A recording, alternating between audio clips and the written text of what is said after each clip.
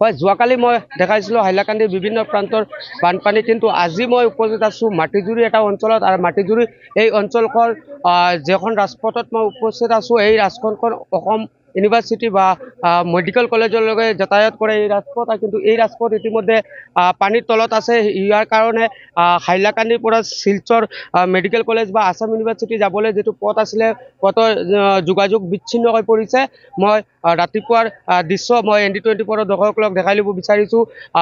ধাৰাসাৰ বৰষুণ, তাৰ পিছতে বিভিন্ন ঠাইত কাটাকাল নদীৰ বান্ধ ছিঙাৰ পিছত দেখিবলৈ পোৱা গৈছে এনেদৰে হাহাকাৰ এক পৰিস্থিতিৰ সৃষ্টি হৈছে। মই সমগ্ৰ দৃশ্য ND24 দৰ্শকসকলক দেখাই ল'ব বিচাৰিছোঁ, কিয়নো কালিও মই ৰাতিপুৱাৰ পৰা হাইলাকান্দিৰ বিভিন্ন প্ৰান্তৰ দৃশ্য মই ND24 দৰ্শকসকলক দেখাইছিলোঁ, কিন্তু আজিও দেখিবলৈ পোৱা গৈছে যে বানে এই কালৰূপ ধাৰণ কৰিছে। আৰু ইয়াৰ ফলতে হাইলাকান্দিৰ পৰা শিলচৰ যাবলৈ যিটো পথ আছে, আছাম মেডিকেল কলেজ বা ইউনিভাৰ্চিটি যাবলৈ যিটো পথ আছে, সেইটো পথ ইতিমধ্যে পানীৰ তলত আছে। ইয়াত মোৰ লগত কিছুমান স্থানীয় কিছুমান লোক আছে, এই লোকৰ লগতো মই কিছুমান কথা পাতিম। দাদা, কি বলবেন আজকে দেখছি পানিয়ে পানি আপনারা? কি বলবো, এক মাস অন্য গুলা আমরা এখানে আইসে ফ্লাড আগর ফিরা যে গুলা দিছে এখনো পর্যন্ত গড় আমরা শুকাইছে না, কিন্তু এখন আবার গুলা আই গেছে একমাত্র এই আঙ্কাই আর লঙ্কাই একটা বান্ধর কারণে। কিন্তু আমার কথাটা হইলে ফ্লাড কন্ট্রোল ডিপার্টমেন্ট কি করে, ফ্লাড কন্ট্রোল ডিপার্টমেন্ট কি করে এই অবস্থা যে আমরা বর্তমানে শিবিরের কোনো ব্যবস্থা নাই, সরকারি কোনো মানুষ এখনো পর্যন্ত আইছে না, ডিসিরও কোনো জ্বর নাই, এডিসিও আইছে না, মানুষ ওলা অবস্থা হয়েছে, মানুষের খানিরও কোনো জ্বর নাই।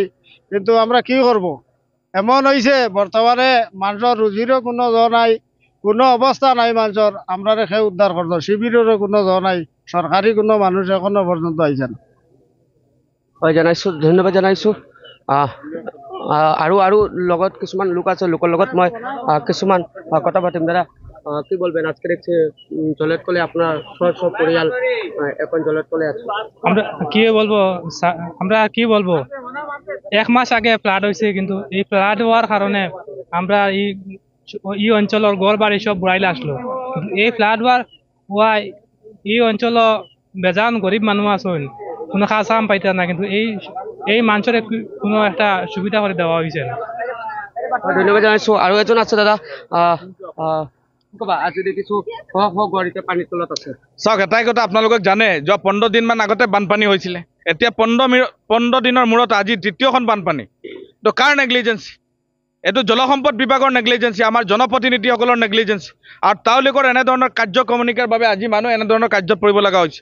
তৃতীয় কথাটো কৈছোঁ, আজি ৰাতিপুৱাৰ পৰা মই চাৰিওফালে ঘূৰি আছোঁ, এইটো অলপ আগতে হেৰি হৈছে, কিন্তু জিলা আয়ুক্ত, চাৰ্কেল অফিচাৰ, লালাকক, হাইলাকান্দিকক তেওঁলোকৰ কোনো ভূমিকা নাই, তেওঁলোকৰ কোনো প্ৰতিনিধি নাই, SDRF বাহিনী নাই।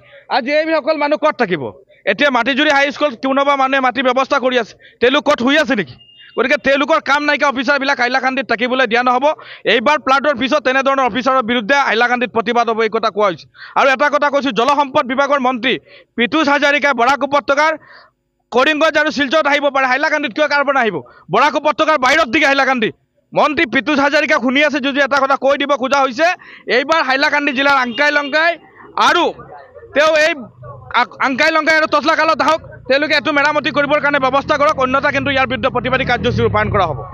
দেখিছোঁ ইয়াত বহুত কেইটা গাঁও আছে, ইতিমধ্যে পানীত আছে। কিমান গাঁও আছে? মই এতিয়া কৈছোঁ, আপুনি যদি চাই সুদৰ্শনপুৰ পাৰ্ট 2, সুদৰ্শনপুৰ পাৰ্ট 1, বন্দুকমাৰা, নিমাই চান্দপুৰ, বৰ হাইলাকান্দি, পূৰ্বগুল, মাটিজুৰি, দক্ষিণ সোণাপুৰ, বাঁছদৰ, গোটেই হাজাৰ হাজাৰ মানুহ, ৰংপুৰ হাজাৰ হাজাৰ মানুহ প্লাবিত হৈ আছে। এইবিলাক মানুহ ক'ত যাব? তেওঁলোকৰ খোজ খবৰ আছে নেকি? SDRF বাহিনী ক'ত আছে?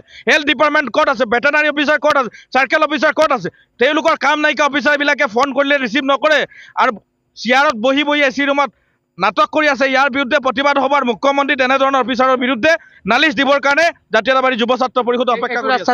অসম ইউনিভাৰ্চিটি বা মেডিকেল কলেজলৈ এইটো আচৰিত কথা, এতিয়াতো ছিন্ন বিচ্ছিন্ন হৈ পৰিছে। এটা আচৰিত কথা আপুনি শুনা পাব, হাইলাকান্দিৰ পৰা শিলচৰ সংযোগী ৰাস্তা, শিলচৰ মেডিকেল কলেজ আছে, NIT আছে, অসম বিশ্ববিদ্যালয় আছে, আন ব্যৱস্থাখিনি আছে হাইলাকান্দিৰ পৰা, কিন্তু মানুহবিলাক কেনেকৈ যাব, ক'ত যাব?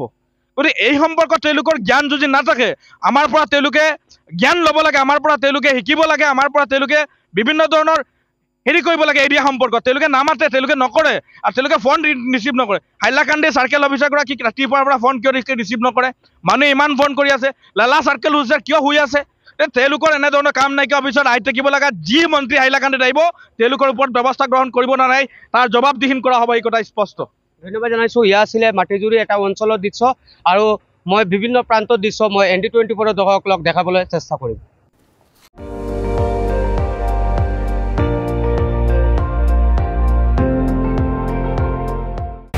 আপুনি চাই আছে ND24 সৰ্বশ্ৰেষ্ঠ নহয় সৰ্বোত্তমৰ দৌৰ